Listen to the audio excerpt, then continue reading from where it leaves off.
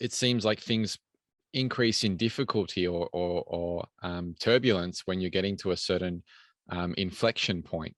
And Yeah. then, you push through that and you move into that. And then it seems like, there's another door on the other side, and then you've kind of made it in some sense, Yep. to some new space, even if it may not be the Shangri-La you mentioned Yep. earlier.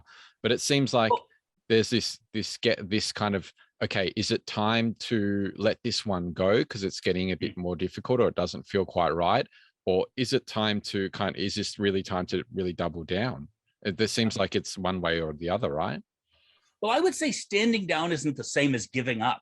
Mm, I've found that there are things in life that the harder I push, the more resistance they present. mm. And then I see other people, who just they don't push like that. They don't drive, they don't bash their head into the wall repeatedly, and then there's an ease to their success. And I can't say that I understand that, but I also can't deny it. I see it. And again, to me, this is a matter of humility. Am I willing to say, the thing that I thought would work is not doing what I believed it would do, and let's step back, let's stand down.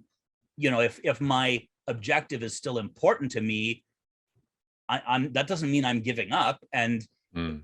sometimes I think you have to let go. I was reflecting not too long ago about the greatest catalysts for success in my career, and so many of them, and maybe most of them, were not things that I brought into being by sheer force of will. And I find that when I try to apply that sheer force of will, oftentimes the resistance becomes exponential. I can't explain it. Mhm. There's something to be said for ease. There's something to be said for letting go. And again, letting go doesn't mean giving up.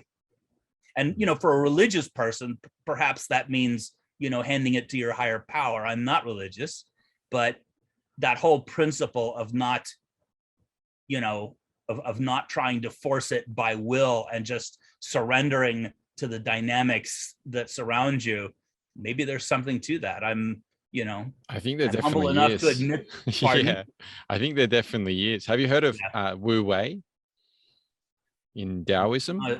No, I haven't. It's this idea of the kind of what you were speaking to, just kind of doing things with the least amount of effort, but not no effort, just the least amount that you need to get the things done. So it's this sense of really finding that balance point in life and allowing the flow of things to, it's fascinating. Yeah, I feel like there's this balance going on because it seems like willpower is called for in certain times. So there's this like, you know, this constant balance between allowing things to flow and moments where you maybe do need to step into things, but letting things go when the time is right and not forcing things definitely seems like a huge catalyst to success. Yeah. Well, Yeah. one of the things that you know that I'm really learning is that whole idea of um just stepping back. And because I think sometimes our strengths work against us. The fact that you can be tenacious, the fact that you can be committed, that can Oh, become for sure. stubbornness. That Yeah. that can become stubbornness. It can become intractability. And the And where along opposite's true as well. Yeah. where along the spectrum it transforms from beneficial to harmful is kind of unclear, especially if you have that dogged commitment to something, because there's a lot of obstacles you plow through and you just get used to plowing. And then one day you realize, wow, I'm in this mode that's not beneficial at the moment.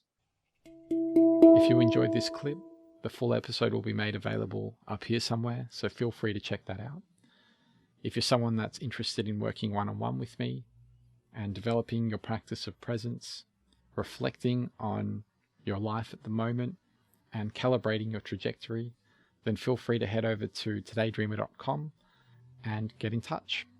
There's also a full catalogue of episodes available on the website, which pretty much are there to help you cultivate the practice of presence so that you can more deeply participate in the blossoming of the emergent world story.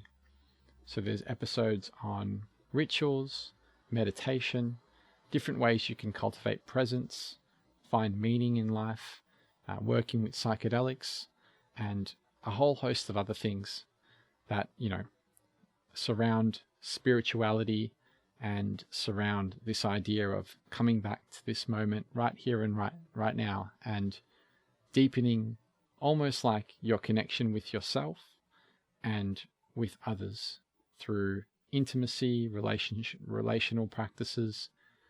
There's a whole host of episodes. Feel free to check it out if you're into that kind of stuff.